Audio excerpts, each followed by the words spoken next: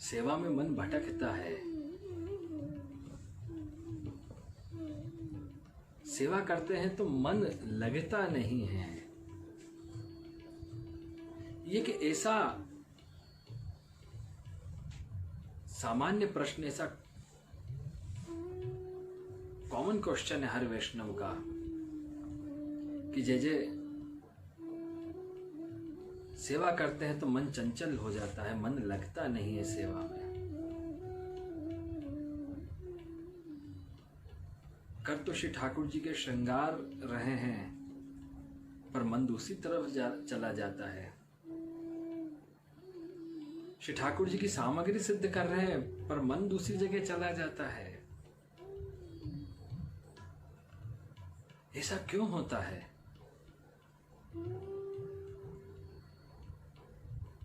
कि श्री ठाकुर जी के नाम की माला हम जप रहे हैं, नाम स्मरण कर रहे हैं, श्री कृष्ण शरणम मम की माला कर रहे हैं, सत्संग कर रहे हैं, लेकिन मन दूसरी ओर चला जाता है। जबकि मन का विषय तो श्री ठाकुर जी ही रहने चाहिए। जब हम श्री ठाकुर जी के सन्मुख हैं, नाम जप रहे हैं, अन्य सेवा कर रहे हैं, तो भी मन भटकता क्यों है? मन लगता क्यों नहीं है?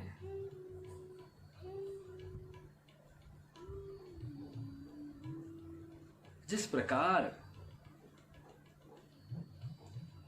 गोपी जनों का, व्रज भक्तों का मन सदा श्री ठाकुर जी में लगा रहता था, ऐसा हमारा क्यों नहीं होता है?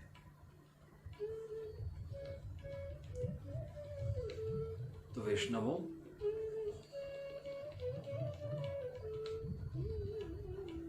एक बहुत अच्छी बात आपको बताता हूं। जिस बच्चे को याद नहीं होता है, जिस विद्यार्थी को पढ़ने में मन नहीं लगता है, तो उसको ये नहीं कहा जाता कि तुम इसे याद करो। उसे कहा जाता है कि बेटा कोई बात नहीं, याद नहीं हो रहा, मत करो याद, बस इसे पढ़ते जाओ। और जब वह पढ़ते चला जाता है तो अपने आप उसका पढ़ाई में मन भी लग जाता है और वो विषय उसे याद भी हो जाता है। तो इसी प्रकार आप यह विचार मत करो कि हमारा मन नहीं लगता। मन बड़ा चंचल है। श्रीमद् भगवद गीता में अर्जुन भी श्री ठाकुर जी से यही प्रश्न करते हैं कि चंचलम ही मनः कृष्ण। हे प्रभु, मेरा मन बड़ा चंचल है। मन सभी का चंचल होता है। मन आपका ही चंचल नहीं है, श्री ठाकुर जी का भी मन चंचल है। आपका मन चंचल है, उस मनमोहन का भी मन चंचल है। श्री ठाकुर जी के तो नेत्र भी चंचल हैं। प्यारे लाल तिहारे चंचल नयन विशाला। तो अगर मन भटकता है तो भटकने दो, उसे पकड़ो मत। उसे चंचल होना है तो होने दो।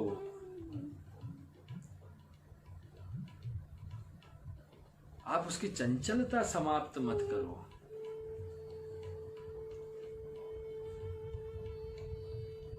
तो फिर मन कैसे लगेगा? अगर चंचल नहीं होगा तो एक जगह स्थिर कैसे होगा?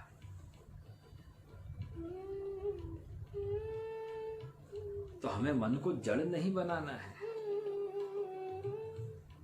मन को चलायमान ही रखना है। लेकिन कैसे? कि केवल वो श्री ठाकुर जी की सेवा में चलायमान रहे। वो किस तरीके से?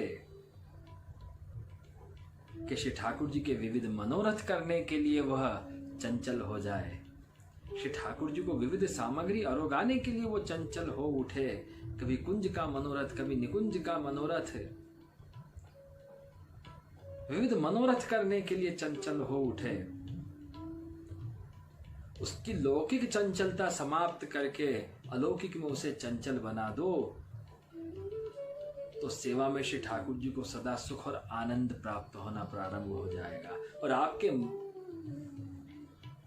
यह बात दिमाग में से निकल जाएगी कि हमारा मन बहुत चंचल है, हम क्या करें, हम क्या चाहते हैं। मन को एक जगह बांध के रखना चाहते हैं तो मन जड़ हो जाएगा, सुस्त पड़ जाएगा।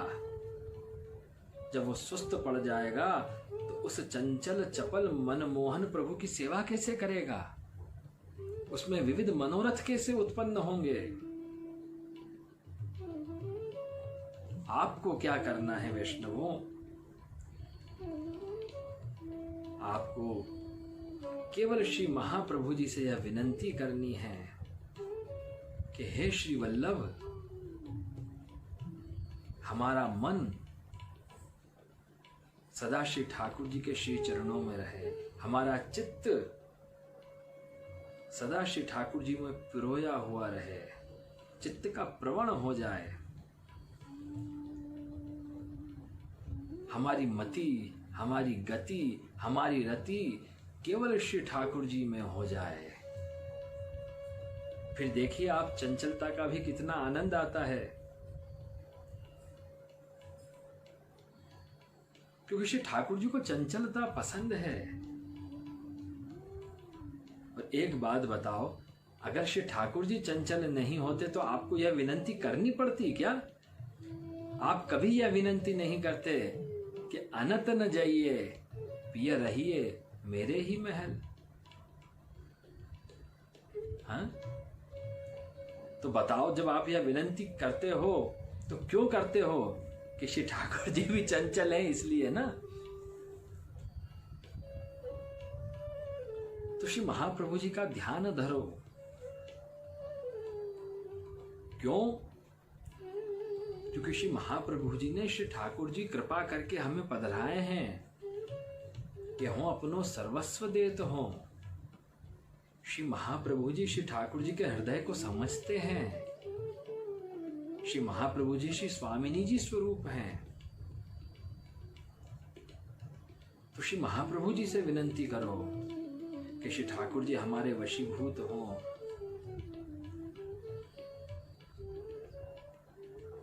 और एक और रहस्य की बात बतलाता हूं कि जब